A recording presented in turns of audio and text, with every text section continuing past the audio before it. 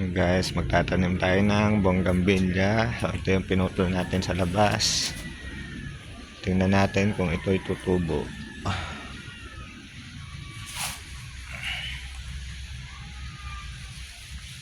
Ang gagawin natin dito guys, tatanggalan natin ang dahon. Magtitira lang tayo ng 3 piraso.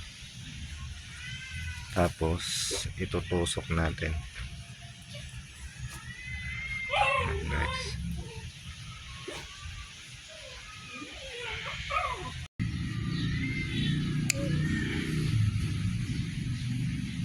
Gugupitin natin yung mga dahon niya. Yan guys.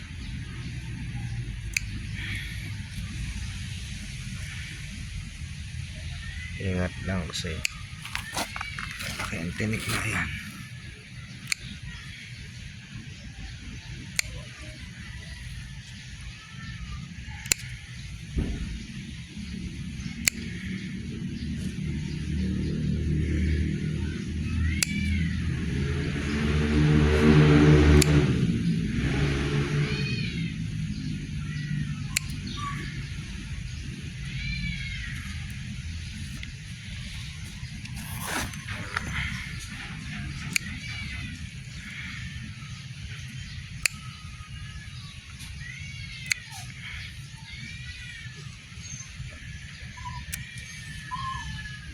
Guys, gugupitin natin yan.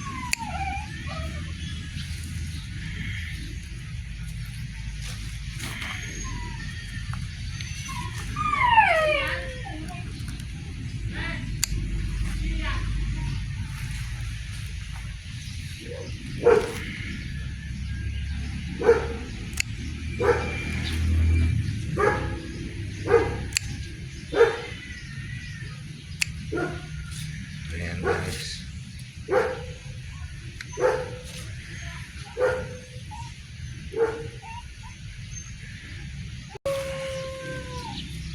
Ayan guys. So, ito yung tinanggalan natin ng dahon. Nagkawala tayo kaunti sa dulo. Ayan. So ito gagayahin din natin ito lahat to bago natin itanim mamaya. Nakatatlo na tayo. So tuloy-tuloy lang natin yung pagputol.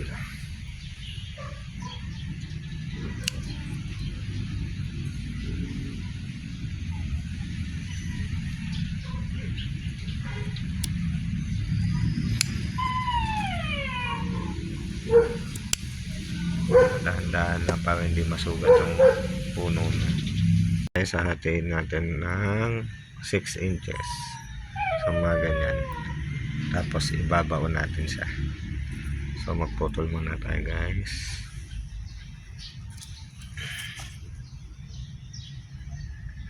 Inches 5, 6.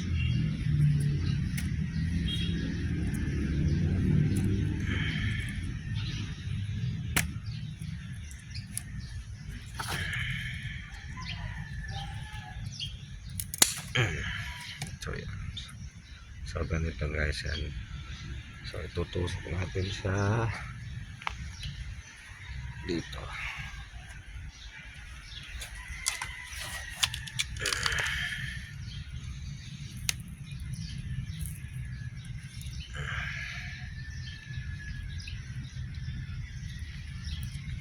So ayan guys. So gagayahin natin yung iba. Update ko kayo mamaya guys. Pinutol natin bonggambilya. So dito natin siya itutusok. Ayan guys. So ito yung natusok ko na.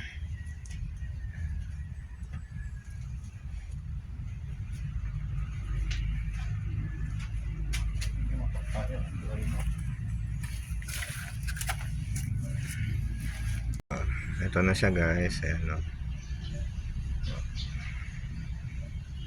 So mamaya isi-safety natin siya para hindi siya mainitan.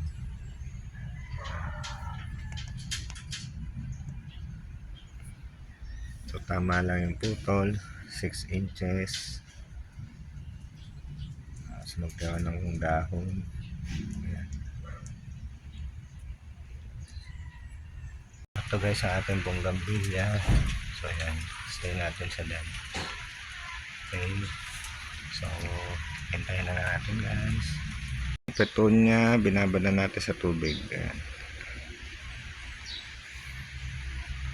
Sa mga 2 weeks, kakain na siya ng ugat.